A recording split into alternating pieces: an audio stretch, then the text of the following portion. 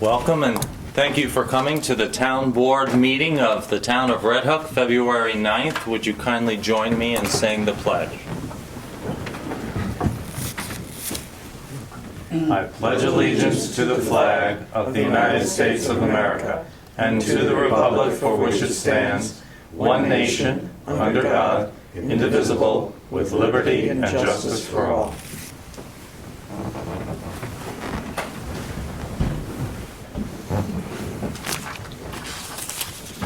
So we will begin tonight's meeting as we do the first meeting of each month with the supervisor's report.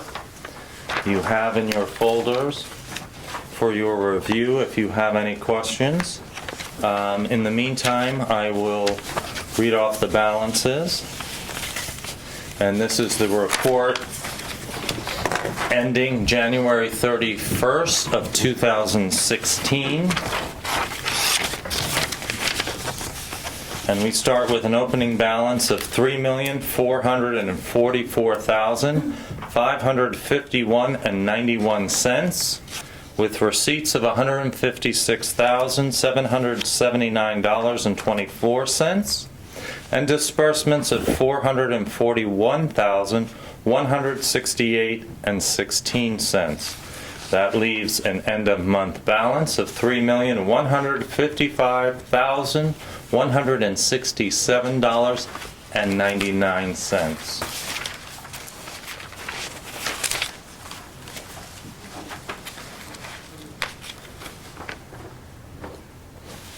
Does anyone have any questions on the supervisor's report?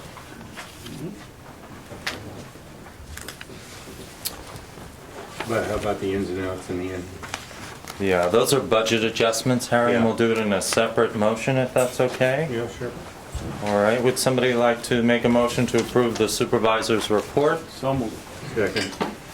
All in favor? Aye. Thank you very much. And the following are the budget adjustments from our bookkeeper, Ann Conway. And we have a few pages of them. None of particular significance. We've increased through additional revenue in the final quarter for our mortgage tax.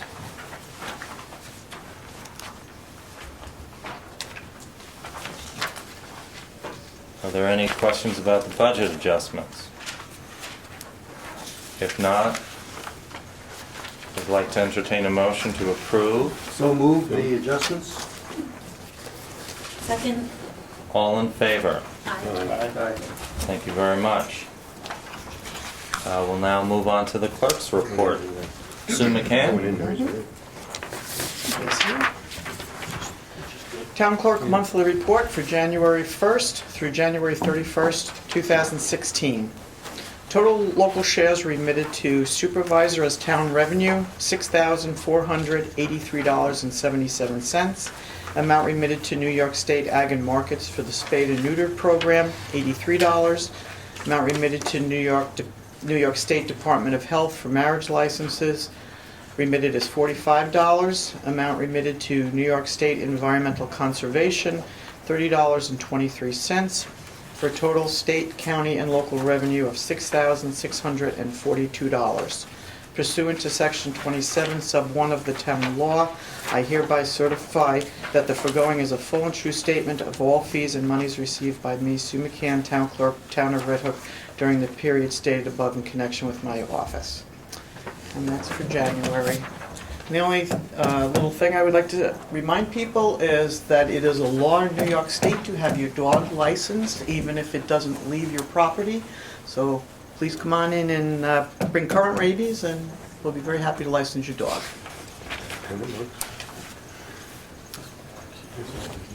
Okay. Would we like to entertain a motion to accept the clerk's report? So move. Second. All in favor? Aye. Thank you very much.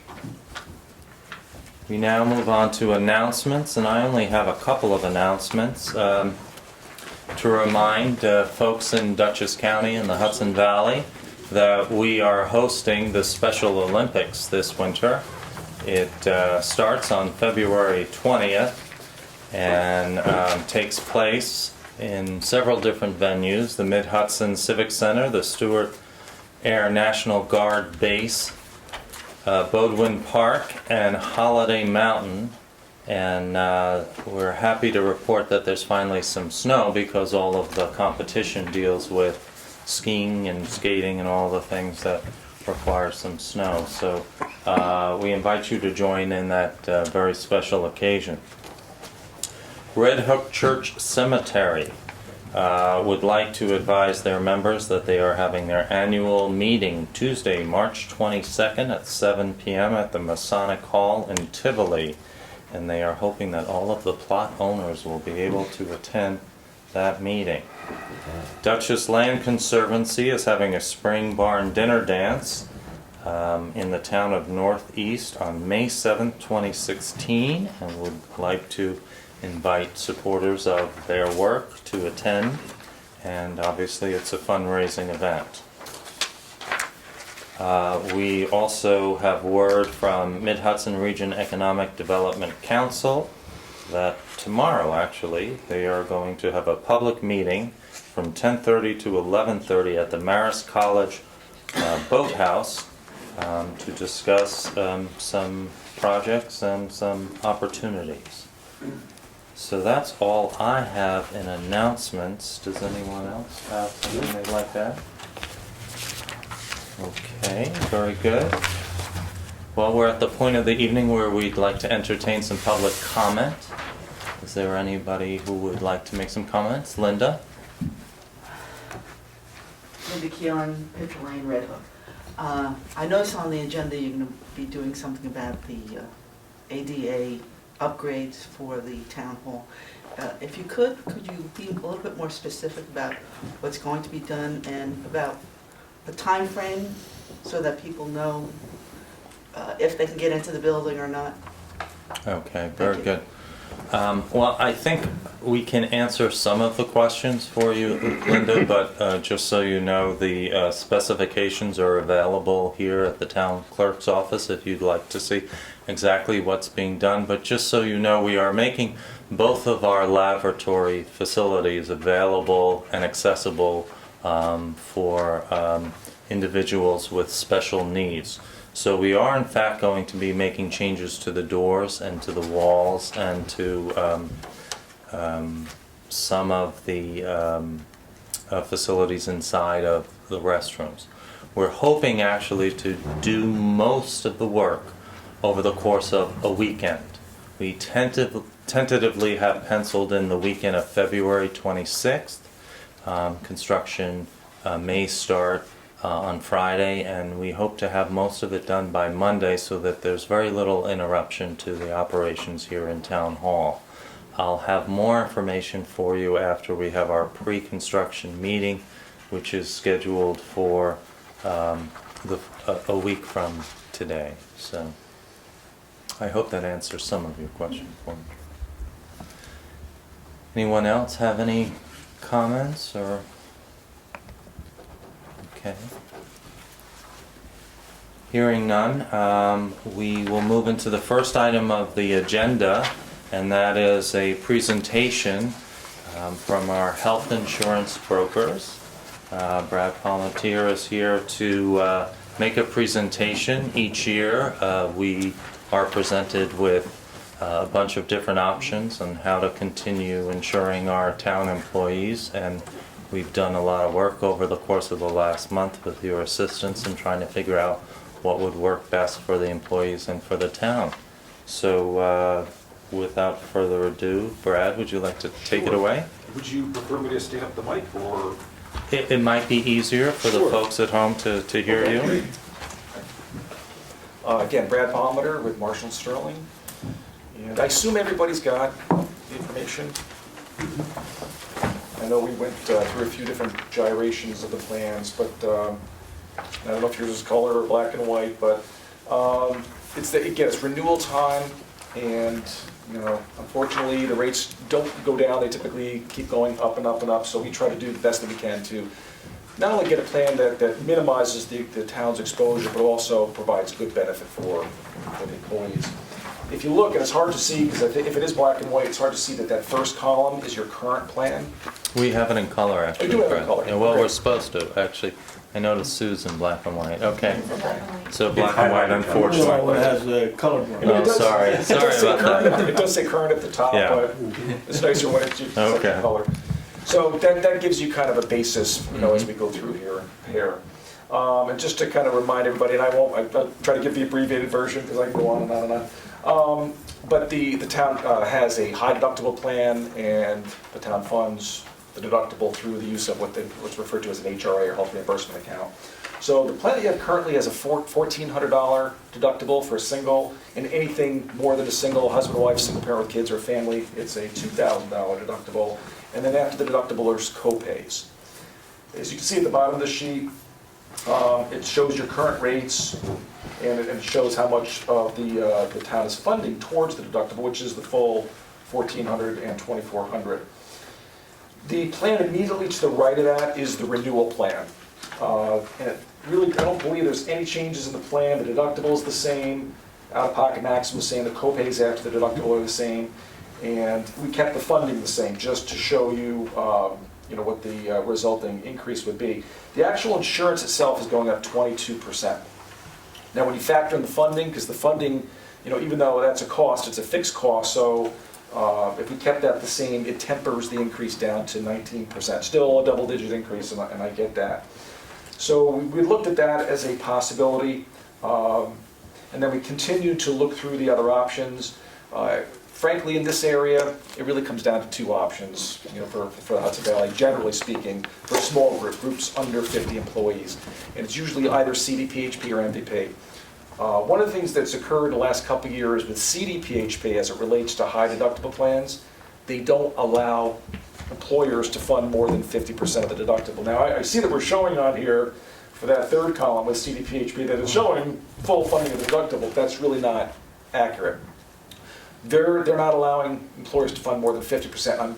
I'm guessing that the employees, there would be a little bit of an upheaval if we went that route. So I don't believe with either one of the CDPHP options that's going to work just because of that funding issue.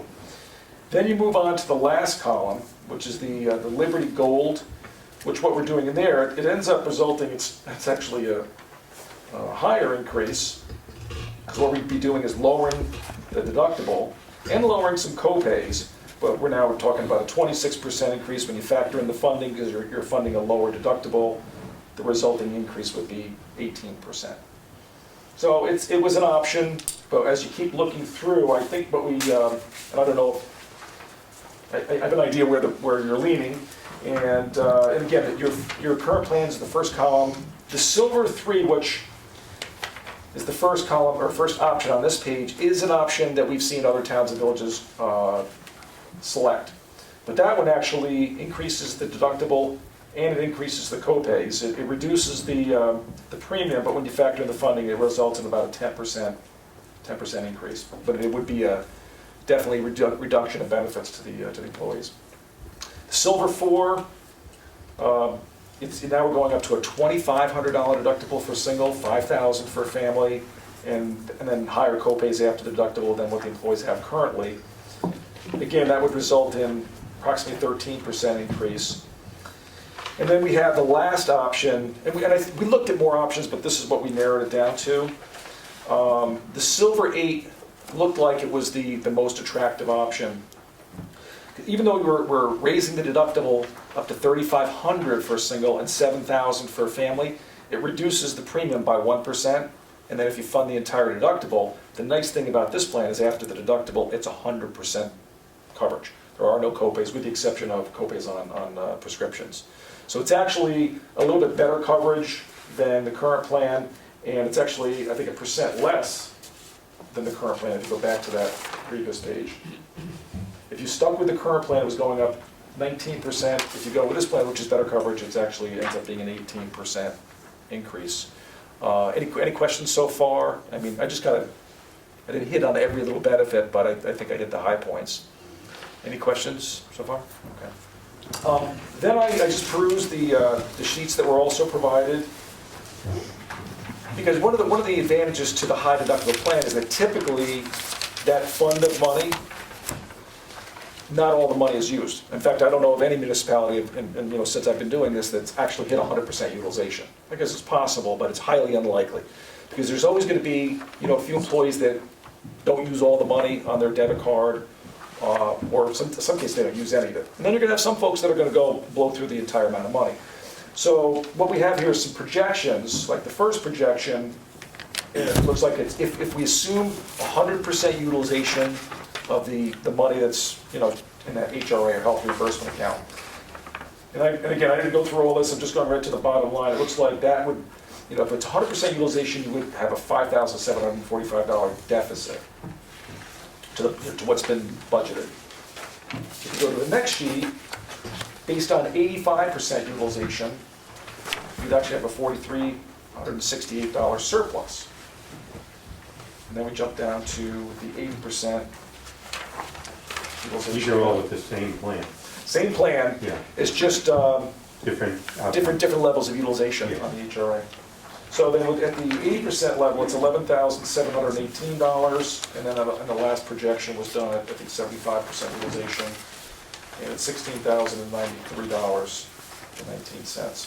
So one thing I didn't bring with me tonight, although you might have it, what the actual utilization is now. I believe it's somewhere in that 75% range, but we still have a little bit of time left.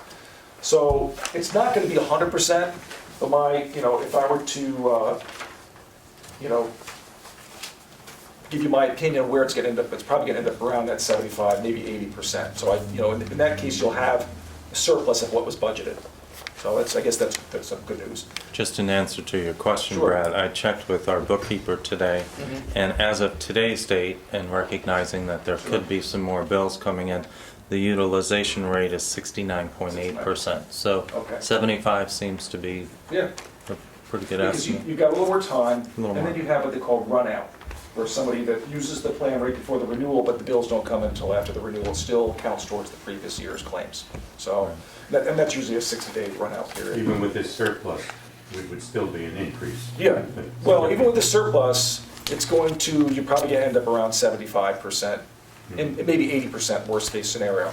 And so at an 80% utilization rate, let me go back to that page, oh, it's right here, you'd have $11,718 surplus, you know, over what was budgeted. Right, and what was budgeted in 2016 was a 16% increase. Right. So this is So after we're that. budgeting substantially more for the next year than we have this year. So it'd still have a higher total cost in any case. Yeah. Yeah, I think one thing that happened last year, and I don't know if it had anything to do with the Affordable Care Act, but last year being the first year that it was really ramped up, the State Department of Financial Services, when all the carriers applied for their increases, the state came back and slashed all those increases in half. So now for 2000, because they apply for 2016, you know, in the fourth quarter, probably even earlier than that, we not assumed, but we thought that they might do the same thing this year, to kind of set that precedent. Turned out all the carriers applied for their increases and they actually got their full increases. So that you know, threw our projections off, because I think we were projecting, you know, that it would probably be safely at around 16%, but it's turning out to be more like, you know, 18%, so it's a little bit higher than we expected. Not too far off, but it's off, and fortunately it's still within the budget. A couple of other items, the dental and the vision, fortunately, are no increase at all. Same coverage, they're not going up at all. I don't have the information, we provide the information to the town, but I don't have it with me tonight. Any questions? I just wanted to point out, Brad, in some of the meetings we had with Teresa, our highway superintendent, we realized that with our existing plan, that there was a fair amount of exposure to some of our employees where, depending upon their health situation, they could be asked to contribute as much as $12,000 towards, you know, their own health care. What's nice about this MVP Liberty 8 program is that there isn't such a risk. The only contribution they'll have to make is, as you pointed out, towards prescriptions, and that does not seem to be a significant expense with this plan. So I think in a way, it's actually a better plan for our employees. It has the opportunity to save us some money versus the worst case scenario with our current plan. And we'll find out more if we were to decide as a board to go forward with this plan, depending upon, how much they need to utilize that HRA account.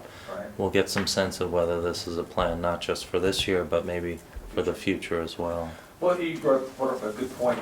Typically, not always, but typically, when you raise the deductible, the utilization percentage goes down. Because if you have folks that weren't hitting the 1,428, they're probably not going to hit 3,507.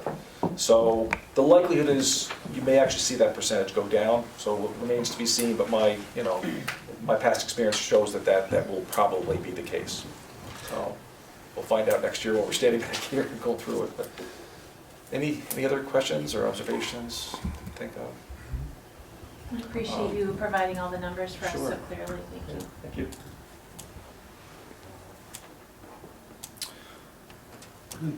Good. Well, Brad, thank you very much. Please thank Minnie for all the work over the last month or so, and it's been very enlightening and helpful. Yeah, and thank you for continue to work with the board. Yeah, Yeah. thanks. Safe travels. Well, if you all are comfortable, I would like to go ahead and make a motion, because we do have our annual sign-up day, I think coming up in 2 days, right? Today's Tuesday, in 2 days. We're sort of under the gun to choose a plan, although we've had several weeks now to consider the various options. If you're comfortable, I'd like to go ahead and make a motion that we approve this MVP Liberty 8 Silver plan.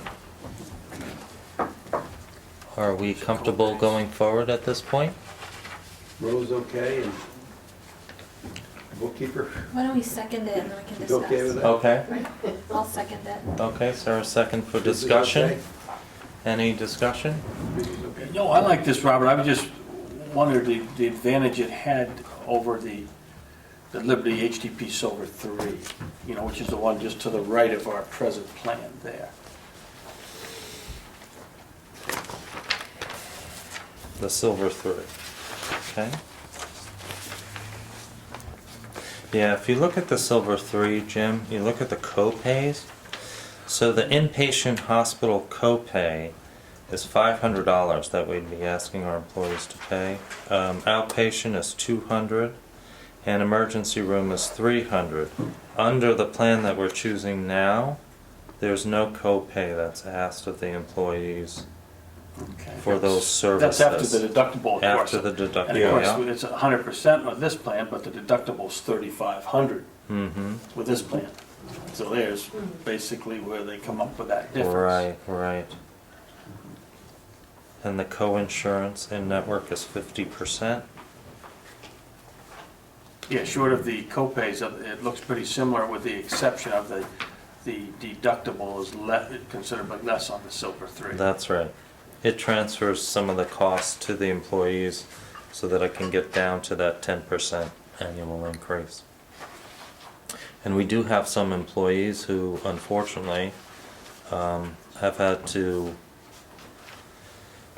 make avail of those inpatient services and outpatient surgery, and You're saying the Silver 3 transfers some of those costs, it right? does, that's Yeah. right, yeah. I know, looking at the numbers, it seemed to me that because we had already budgeted for a certain amount of increase and it sort of feels like we've committed to the employees a certain level of health care. I feel more comfortable going with a plan like the Silver 8 that basically keeps things pretty even but also manages our costs. It's gonna be a little bit more increase than we were budgeting, 2% more, but that's a lot more manageable than the 22% if we continue with the plan we have right now. Again, I'm hoping it won't be an 18% increase. That's with full utilization. And so, you know, if we get lucky and the employees don't have to tap into that HRA as much as they have in the past, If they because don't it's get a up to larger, 3,500. right, because it's a larger figure. Right, yes. So we might have some additional savings there. I'm just not comfortable with the exposure to the employees Those numbers could be pretty With- high. with this other plan. Well, depending on how many times they see the Yeah. doctor or whatever.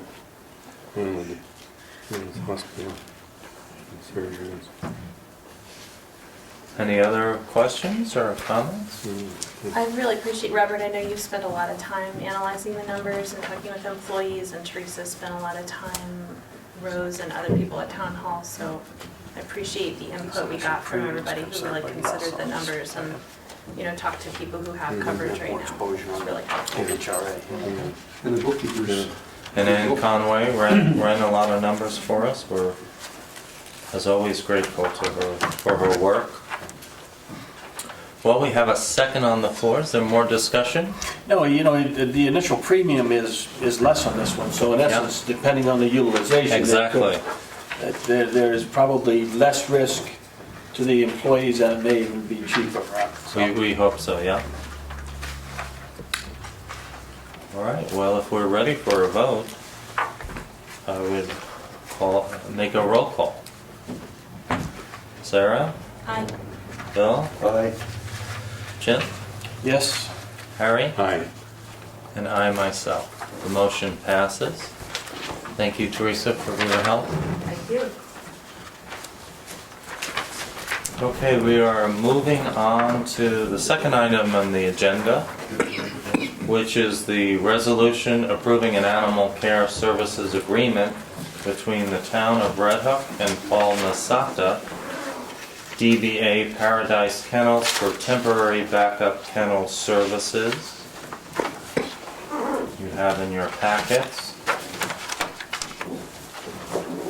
And this is for care and custody of dogs within our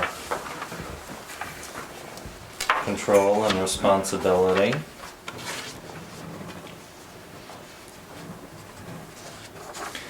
Have we had a chance to look at the agreement? I know you've had it for a few days, and a resolution. Sarah, did you want to say something about? Yeah, I can explain a little bit. Okay. I'm not sure how much I can explain, but basically this is a contract for temporary kennel services for the town, so it's not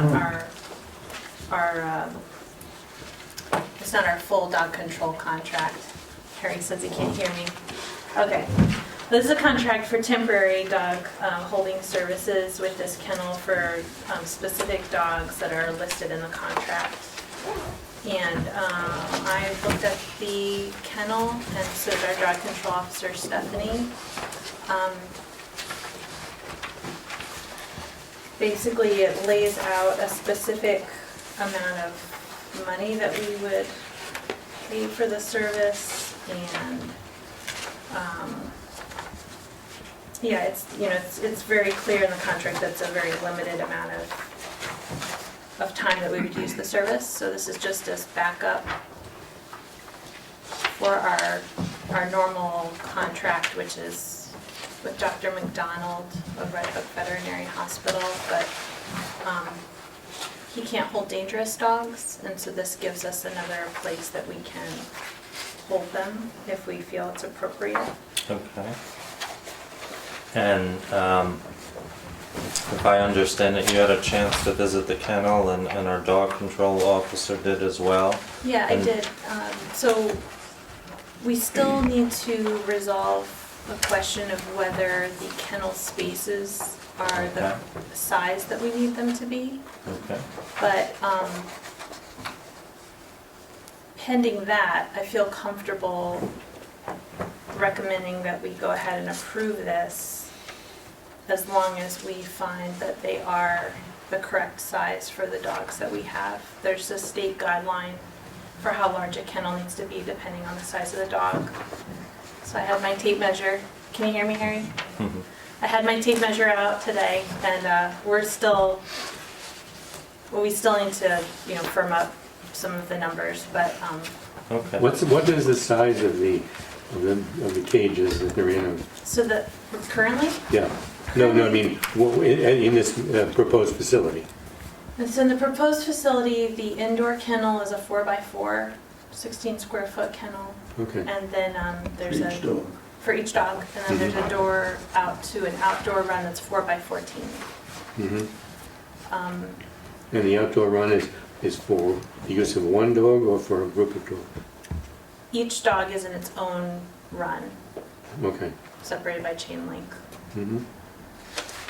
Is there room to expand there, or does he have capacity with this This is only facility? for 2 dogs, subject to the court order. Yeah.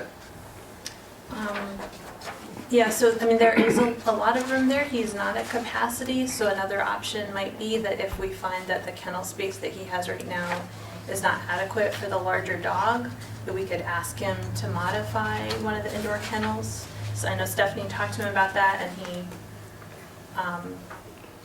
wasn't sure that he would be able to do that, but it seems like he has the space, so we could ask. But right now, we need to confirm the size of the dog before we understand for sure what our options are. So obviously, we want to make sure that the dogs are held in a kennel that's the correct size. What is the correct, how is that size determined in relation to the dog? Okay, so there's a whole state guideline, but basically you take the dog size from nose to We're and right. you add 6 inches. Okay. And then you take, so I'm trying to think of how to say this. You take that number, you square it, and then you divide it by 144 for the square footage. So a 42-inch dog, a 42-inch dog can fit in a 4x4 kennel. Mhm. Okay. Okay. That's the maximum size you could have in a 4x4 kennel. Okay. That's nose to rear end? Nose to rear. Not to the end of the tail.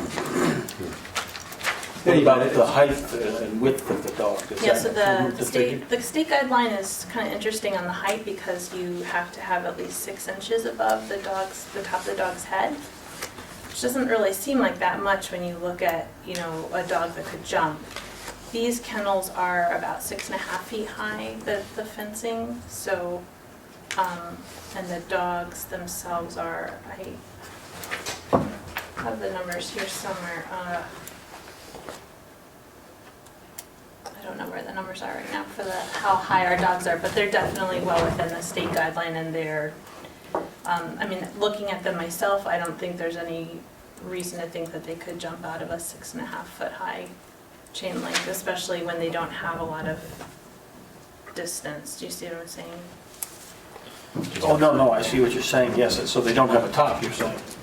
Yeah, I'm that's right. concerned about adequate space for the dog, I just don't, Yeah. this is a tough situation to begin with, and I don't want us to get in a problem where we're housing them in a kennel that doesn't meet the state guidelines. Yeah, no, absolutely not. So that's why I'm being really careful about the measurements, and, So there's no top to the cage? that's right. Yep. It's about, well, I didn't measure how much space there is up to the ceiling. Maybe 2 feet, maybe less. I don't know, Stephanie, do you remember? Yeah. The inside kennel doesn't have a top. Right, The outside kennel does. does. Oh, So okay. they can't get out the outside. So they can't get out for that. But that doesn't mean that they can't. They're 140-pound dogs, so we have to be really careful where we put them. Yeah. Mhm. The inside one is probably about this tall from the ceiling, the top of the kennel. So for them to squeak out through that, it'd be hard. He was willing to put a chain link fence on top of that for us, and to reinforce the outside ones on top too, just to make sure, Okay. we don't know if they're climbers or not. They haven't climbed with me, but So there's a couple of layers of fencing before they would get up to the top. My concern is, we know these are vicious dogs and apparently escape artists to begin with, so we just want, Yeah. Yeah. Sounds like it's... So the kennel that we're considering used to have the dog control contract for City of Poughkeepsie, so he is definitely familiar with dangerous dogs, not necessarily the specific type of breed. And he understands the situation.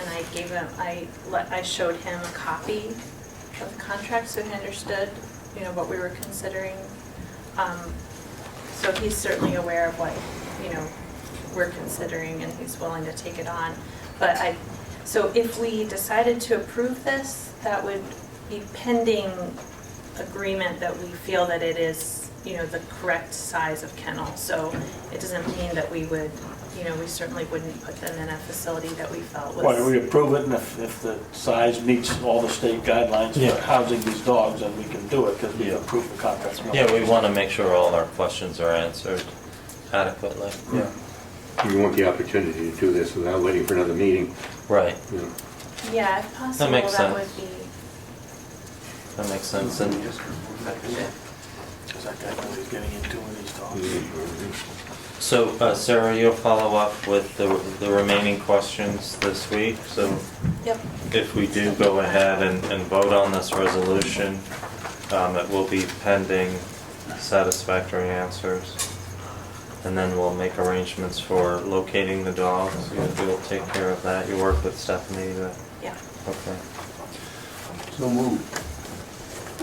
Second. Any further discussion? Okay, this is resolution number 10 dated February, No, 11. sorry, number 11 dated February 9th, 2016, if you'd be kind enough to change the year. Approving an animal care services agreement between the town of Red Hook and Paul Nasetta, DBA Paradise Kennels for temporary backup kennel services. There's been a second, there's been discussion. A roll call, please.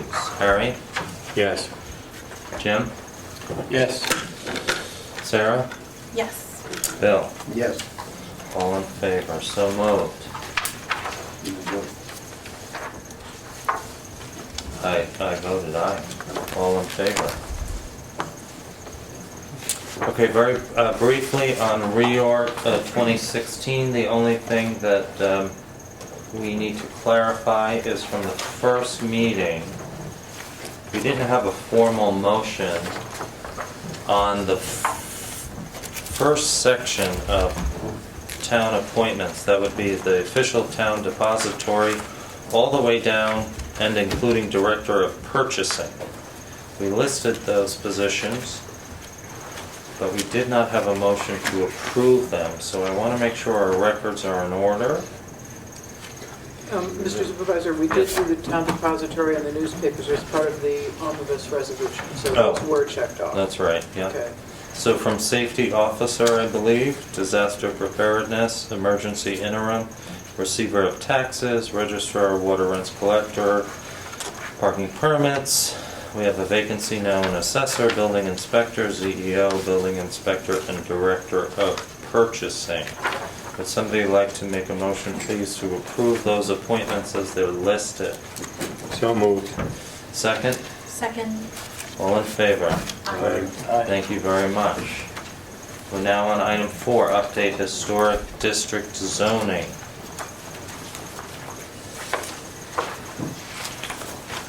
You guys have an agenda? You want an agenda? Yeah. You do? That's right. There's a ring. Right Come up here, front. Frontier, if you'd like the public That'll folder. allow you to follow what's going on a little bit. You can also get them on your phones. If you go to our town website, under agendas and minutes. So, And any of the documents that we're reviewing up here are up here in the blue folder if anybody wants to look at them. There's an extra one if you don't have it. You could run out there. don't be sorry, that's good. Ignore the red line through.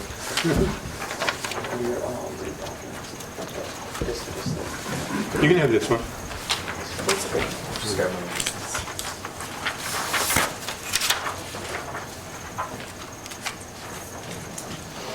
Okay, so as those of you who have been attending meetings or information sessions know, the town has been in a multi-year process of updating our zoning law as it relates to the historic district area and sites within our township. And we have reached the point, after having 2 informational sessions and many town board meetings discussing the proposed changes in the zoning, where we may be ready to hold a public hearing and to classify the town as lead agency in the seeker review for the updates. And at this point, you have all the documents in front of you, the latest rendition of the local law. You also have the map as we authorized Dutchess County Planning to create, a copy of which is also in the public folder. You have a fully completed EAF and a secret form classifying the action as a type 1 action. And Mr. Supervisor, when you consider the resolutions, if I could ask you to consider the type 1 action first, followed by the public hearing? Yes. Thank you. So, without further ado,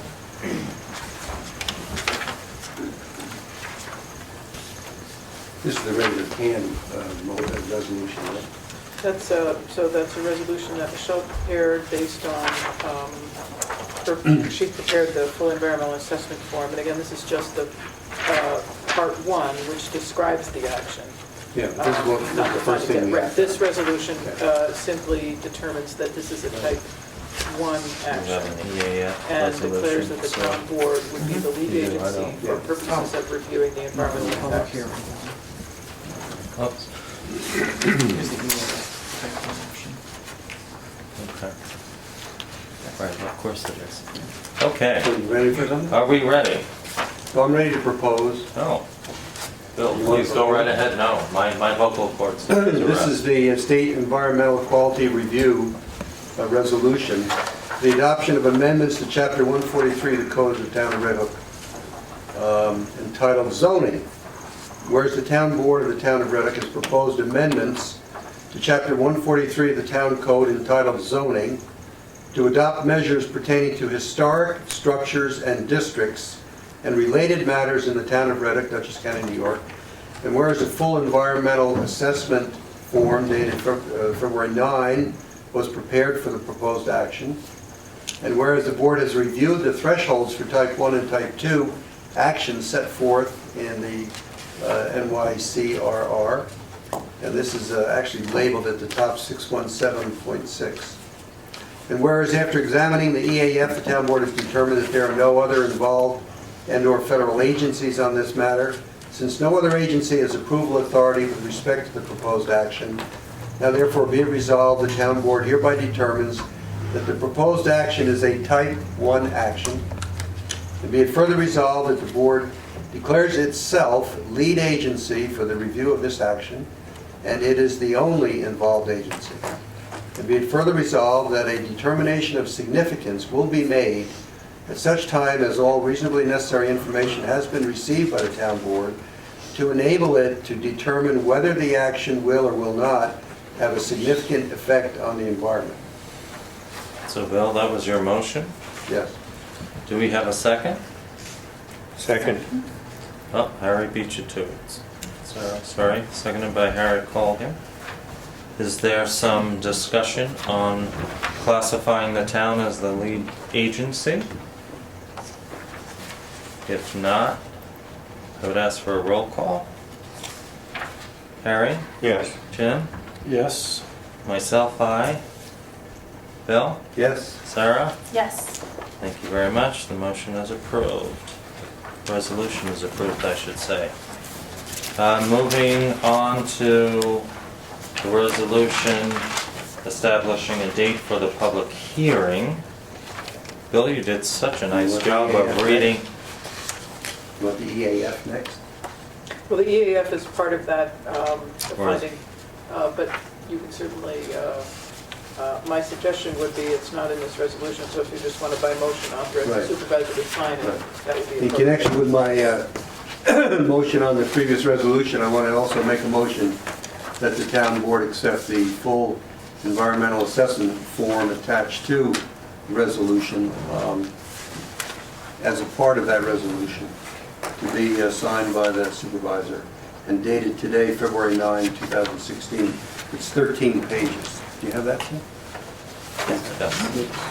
It's actually 13 pages, part 1 of the EAF, it's called. All of these documents will be available from the town clerk's office, and we will have them uploaded to the town's website as well, so you can review them. Here is my signed copy. So Bill, you're on a roll, would you like to read Well, the... we didn't have a second You gotta on act that, on it. and we didn't. Oh, vote we didn't on have a that. second, okay, I'm sorry. That's okay. Well, would somebody like to second that motion? Sarah? Sure, second. All in favor? Wait, I just have a question, sorry. Sure. With this EAF. Mhm. So it's already been filled out, is that right? So Michelle has this completed is it? part 1, Michelle completed part 1 for you Yeah, to assist okay. you in the process. And when you are ready to go on with the process, she will assist you in going through part 2 and 3 and prepare draft findings for your consideration. I'm just wondering if the, like, Part D project details, What page is it? I On mean, there's no page 3. disturbance, normally with a seeker, often Right. it's because there's, disturbance or that kind of thing.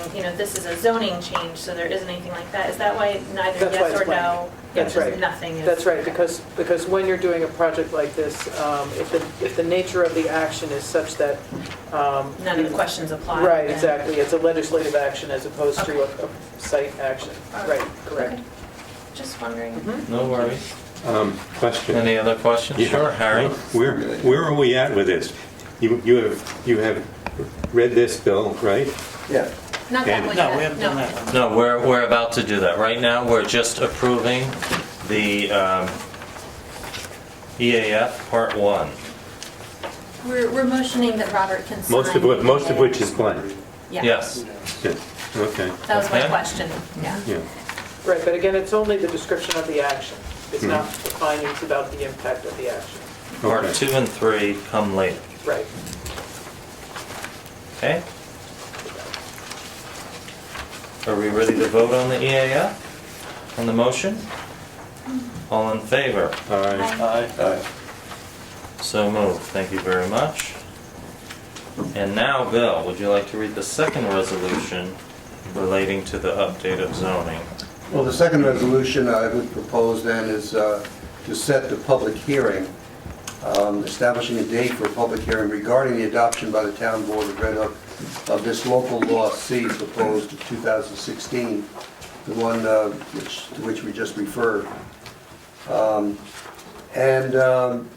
It's just a matter of setting the date. The proposed date would be February 24, 2016 at 7:35, would that work? 7:35 at Town Hall, 7340 South Broadway, Red Hook, New York, to hear all interested parties on the said proposed local law, which, has been advertised and is on the website, right? And Well, it will be. it will be, right, it will be after tonight, before February 24th. So that's my other resolution, number 12. You on 12, so 13. 13, moving right along. And Mr. Supervisor, I would also note that as part of the resolution, in addition to the publications, the resolution provides that the proposed law is being referred to the planning board for their findings and review as part of their consultation under the zoning law, and also regarding consistency with the LWRP, and that it's also going to be referred to the county planning department for their report and recommendation under 239M and to neighboring municipalities. Right. Well said. We So- don't need to do any more public notification? Will be published in the posting on the website and. Yes. and, But no direct? In the newspapers. No So direct. this is a text amendment, Mm-hmm. so that's the process for a text. Well, we had notified before by mail. Well, that was a informational. Informational session. So, if that date and time work for you, would some, What two municipalities are we sending to, the two villages? would you So it would be all the surrounding municipalities. It has a Claremont? list. Claremont. They're not All the listed in neighboring here, but municipalities. they just. No, well, it's to the adjacent Oh, I see, municipalities. adjacent, yeah. Okay. Right, and so Sue will send it to all the adjacent municipalities, right? Because it's a townwide, has townwide effect, right? Got it. Okay, would somebody like to make a motion to set the public hearing? I just did. Oh, would somebody like to second Bill's motion? I'll second that. Okay, resolution number 13. If there's no further discussion, I just might add that, now that we're going to set a public hearing in the advertising, we have to be perfectly clear of the other areas of our zoning code, because we. I have it listed, I'm about to tell everybody what Right, they but I are. mean, this should be included in that, Yes. because we propose it as a hamlet and historic district overlay, but it also involves other sections Couple of the other town. changes, yeah. We have to be very clear about And that. I would note that we have taken, if you look at both the resolution and the first paragraph of the local law, we've taken that text to include in our notice of hearing, which, if you see the text that's in that resolution, that was prepared by Michelle to describe what's in, the content of summarize the content of what's in here. It does reference some of those Those other changes. issues, the hotels and inns and so forth, that are included in the law. So we will include that text in the public notice, okay? Right, but we have to be very clear about it, because it's been spoken about all along. and Understand, just- we actually are not titling it as historic zoning, we're just titling it zoning, and we're including that. Right, we changed the title, but it had been spoken about as a historic Yeah. thing, and I want to be perfectly clear to the general public exactly what's taking place. Well, and I think to Jim's concern, this is not faulting the paragraph in any way, but it doesn't specifically refer to the two districts where the lodging is being changed, RD3 and B1, are not mentioned in the paragraph. So it is important that we figure out a way, for example, the piece of paper that Robert's referring to that we're going to talk about next, Yes. hopefully, when we're posting Clarifies. that on the web and It will be a part of the elsewhere. posting. Yeah, it won't be in the actual public hearing notice, but in all the other places that we can, we should make sure to promote it, because that's a much more clear way for people to understand what we're talking about than this paragraph. Yeah. Right, and this explains it pretty nicely, actually. Yeah. Okay. Where are we? I think we're in the middle of a vote. Okay, Harry? Aye. Jim? Yes, Myself, aye. Bill? Yes. Yes. Sarah? Thank you very much. The public hearing is set for February 24th, 7:35, Town Hall. And as just referenced, there are a couple of other changes that are happening in the course of this zoning update. And if you are a landowner or a homeowner in the RD3 district, you were previously, depending upon the size of your lot and many other considerations, there existed potentially the possibility of having a hotel in that residential district. The changes now will limit within the RD3 district to have lodging options of bed and breakfast only. We define that as a home occupation. It is limited to 4 rooms. And so hotel, motel, and inns would not be permitted in that residential district. We also want to clarify some language as it relates to guest rooms within the agricultural business district, where lodging does include inns. An inn currently, as the language goes, shall be limited to 10 guest rooms. except in the AB district. An inn shall be limited to 16 guest rooms as long as the inn has ingress to and egress from a state highway. The proposed language now reads, a lodging facility shall be limited to a maximum of 10 guest rooms in the AB district, the AB standing for Agricultural Business District, unless access to the facility is provided from a state highway, in which case a lodging facility shall be limited to 16 guest rooms. There is language that relates to restaurants. Currently, a restaurant accessory to a farm market requires a special permit. The proposal would delete the requirement for a special permit for restaurants accessory to a farm market with up to 20 seats.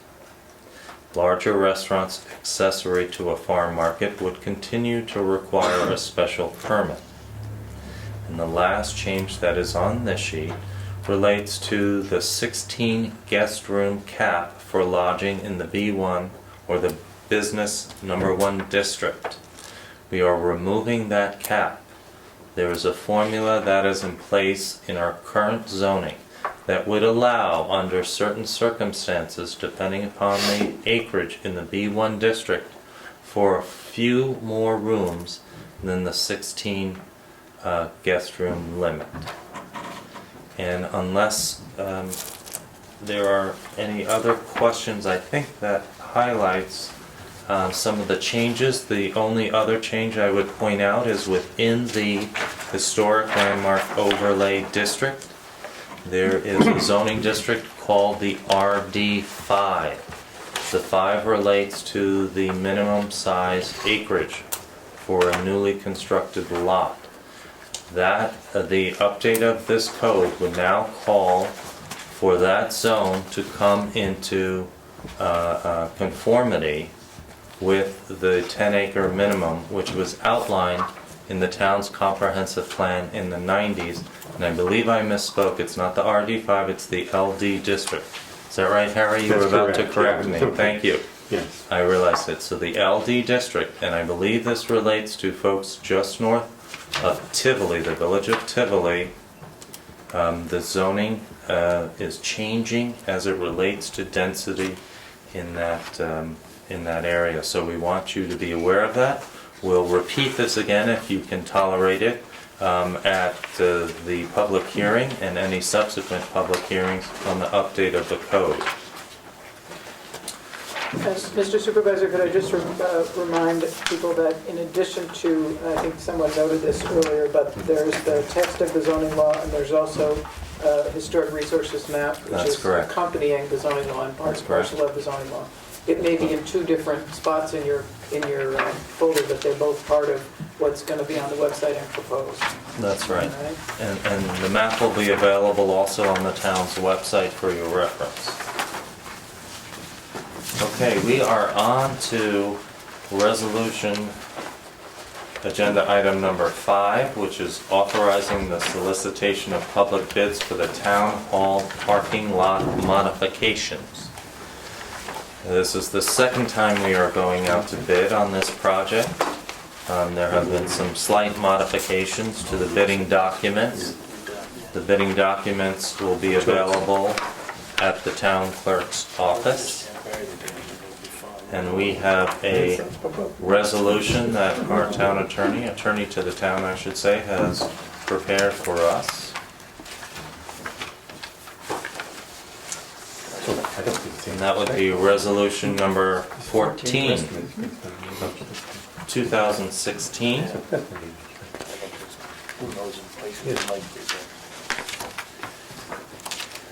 And I should tell you that one of the changes to this project scope is that the town board is looking at removing the pad that was left when the old highway garage was removed.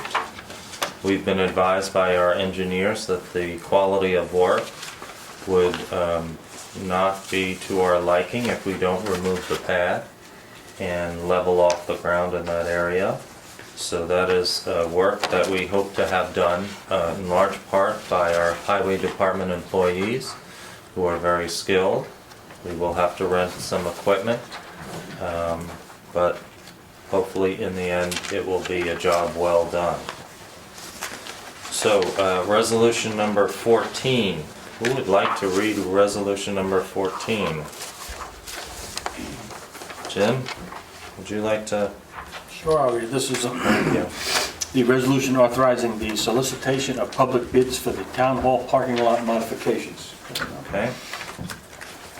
Whereas the town engineer Crawford and Associates Engineering, PC, has prepared bid specifications for the town hall parking lot modifications. In the contract number 3616.24, including certain ADA improvements to be funded from a CDBG grant award, as well as certain additional improvements. And whereas the supervisor of the town of Red Hook has requested that the town proceed with advertising for requests for bids for the proposed town hall parking lot modifications substantially in accordance with the specs on file with the town clerk. And now therefore be it resolved that the town board of the town of Red Hook does hereby authorize and direct the solicitation of bids for the town hall parking lot modifications substantially in accordance with the specs on file with the town clerk, with bids to be received at 3 p.m. on March 10th, 2016, or such later time and date as determined by the supervisor upon consultation with the town engineer, provided that such publication shall appear not less than 5 days prior to the date set for bid opening. And I'll so move that. Second? Thank you. Any further discussion? Okay, all in favor? Aye. Myself, aye. So moved. Thank you very much, Jim. And just for the public's information, we are also trying to make the parking lot friendlier, handicap accessible. So we'll be working inside the building this month, we hope, for our laboratories, and outside certainly this spring, we hope, if we get acceptable bids. Item number 6 is a resolution authorizing the application for a Hudson River Valley Greenway grant for the Community Preservation Plan update. As we've discussed in earlier meetings, we are required by law to update our community preservation project plan every 3 years. That deadline is May 1st of 2016. And we are once again fortunate to look to the Hudson River Valley Greenway for potential funding. We do need to authorize a grant application this evening so that the application itself can be submitted by the February 18th deadline. There's no guarantee that we will receive these funds, but I think it's a rather persuasive application, and the Greenway has been very supportive in the past of the work that we've been doing here in the town of Red Hook. So, Sarah, could I ask you to read this resolution? I'd be happy to. Whereas the town of Red Hook is applying to the Hudson River Valley Greenway for a grant under the Greenway Communities Grant Program for a project entitled Red Hook Community Preservation Project Plan Update to be located in the town of Red Hook. Whereas the grant application requires the applicant municipality to obtain the approval and endorsement of the governing body of the municipality or municipalities in which the project will be located. Now therefore be it resolved that the governing board of the town of Red Hook hereby does approve and endorse the application for grant in the amount of $10,000 under the Greenway Communities Grant Program for a project known as the Red Hook Community Preservation Project Plan Update, and located within this community with a total project cost estimated not to exceed $20,000 and a required 50% match to be funded by in-kind contributions. Thank you, Sarah. Is there a second for discussion? Second. Well, I think you're the motion. You're the motion. I'll second. Okay, thanks. You're seconding your own motion? I thought he moved and I was. She's being very efficient. Sorry. I'll second. Okay, thank you, Bill. Just again, for the public's information, our planning consultant, Green Plan, prepares these grants for us without cost. It's part of the contract that we've worked out with them over the years. We've been successful in receiving, I can't even remember how many Greenway grants now. So we should find out, I believe on this cycle, it's the third or fourth week in March where they vote on their applications. And I hope that you'll support Sarah and Bill in authorizing this application. Is there any questions, Harry? Jim? No. Nope. All right. Well, that being said, roll call please. Harry? Yes. Jim? Yes. Myself, yes. Bill? Yes. Sarah? Yes. Thank you very much. Okay, item number 7. Solarized Northern Duchess. This is a brief item on the agenda, but Sarah, you had asked, it's regarding the use of the town logo in any promotional materials. Can you help us with that? Yeah, sure. So, as we've said before, there's a campaign that's going to be kicked off in March. It'll run through June. Red Hook is a hub community for 5 towns and 3 villages in the Northern Dutchess area for a Solarize Hudson Valley campaign. And basically, it's an educational opportunity for residents and commercial landowners, property owners, to investigate having solar on their buildings and receive a discount through trusted installers that will be vetted through the program. So what we need is the towns that have signed on to be part of this program. We're asking all the municipalities to allow us to use their logo in, for example, flyers that we're going to put out, maybe like a poster, maybe on the website of the program. Basically what it does is it just shows that the town is in support of the program. There's no, commitment on behalf of the town other than you're recognizing that it's a program that you've reviewed and, you're helping us communicate some kind of, I don't know what the word is, trustworthiness of the program. Do you? Yeah, so I can I think- just suggest that if you're going to allow the use of your logo, you are part of, the sponsoring entities of the program, which is fine. I would just ask that you have one of your members designated to be reviewing the documents that your logo is being used for so that you can ensure that it has appropriate language, with respect to the town. Yeah, sure. Okay. Now it's an implied endorsement and that sort of thing, so that you can Okay. monitor how it's being used.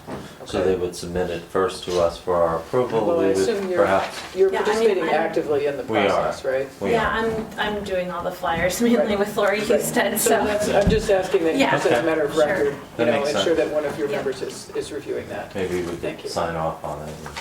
Yeah. Yeah, Okay. I mean, as long as Sarah's, any one of you, just to make sure Okay. that the town is looking at those things. Okay. Yeah. Okay. Yep. But I Sounds just good. wanted to bring it up because another town had said, they felt they, wanted to check with the official board. I thought it made sense to make sure before we go ahead and slap it on flyers. Always- The flyers are only explaining what the program is and like a date for a community workshop, that kind of thing. And it's basically, we could just say Town of Red Hook at the bottom along with the other towns, but it seems like if you have the seal on it, it just kind of communicates a little bit more of a visual. Okay. Well, so I would like to make a motion that we authorize the use of the town logo on promotional materials, provided we have those materials supervised by our representative. In this case, we'll anoint you, Sarah, if that's okay. Would somebody like to second that motion? Second. Oh, boy. Too many. Sue, who got that one? I heard Harry last. Harry, okay. All right, very good. All in favor? Aye. Thank you very much. We're at the point of the evening with correspondence. We have some materials that were sent to us as a follow-up on the Ban the Box initiative, as it's commonly referred to. Dutchess County, just the other day, or last week I should say, removed the 5 initial screening questions that relate to, in some cases, criminal records of an applicant, and moved that part of the process to after the review of an applicant's qualifications. And so there's more information that I have to share with you. And at some point, we should also take a look at our own town's application to see how we wish, if we do wish, to modify that to come in compliance with the county's new procedure. There was a meeting which I attended with the supervisors and mayors. We had an opportunity to talk with Human Resources at the county civil service and have a lot of our questions answered. So there's follow-up materials I will share with you. Correspondence also relating to municipal LED streetlights.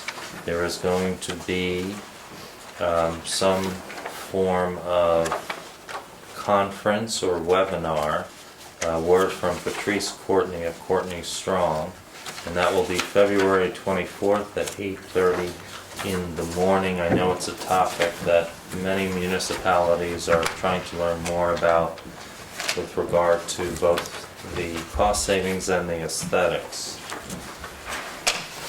There is also... I have an addition to that. Okay, Harry, yes, please. There are four streetlights. Yes, in the village. In the village on Route 9 that are now have LED bulbs between the village hall and the library. Yeah. And it's a good demonstration.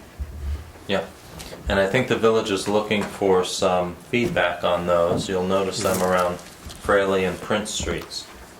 And if you have positive or negative feedback, I'm sure that the village mayor and trustees would appreciate hearing from you before they go ahead and do those lights throughout the area on Route 9 at least.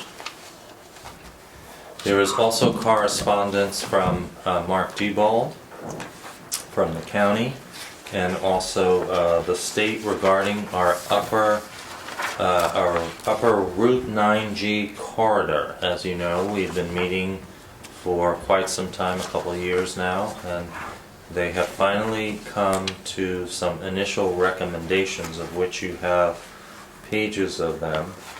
They go from immediate term, within 1 year, and then medium and long range, and they are looking for your feedback. And I think we should also post this on the website and see if citizens also have some response to these initial recommendations. I know there's been a lot of public participation. There have been informational sessions in different parts of our community.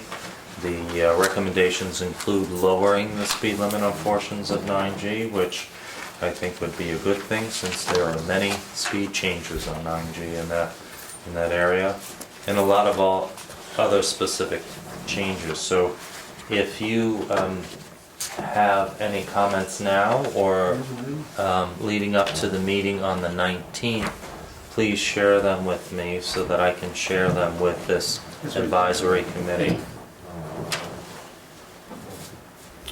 Is there anyone who has anything to say about 9G? I want a little more time to look over the documents, but I'm looking forward to putting in comments. Okay, great. There's also word from New York State Department of Environmental Conservation that a permit was issued for dredging a pond on Gusky Road.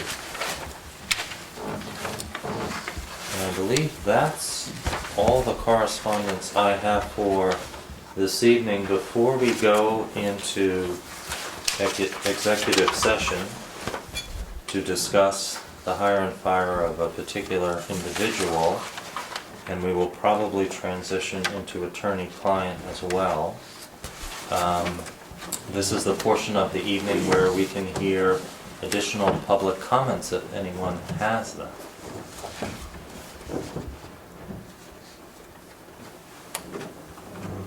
Okay, well, thank you all very much for coming. You're welcome to stick around if you like. I'm happy to report it's 8:47, and I hope you all get home safely. Can I ask, are all you young folks here from school?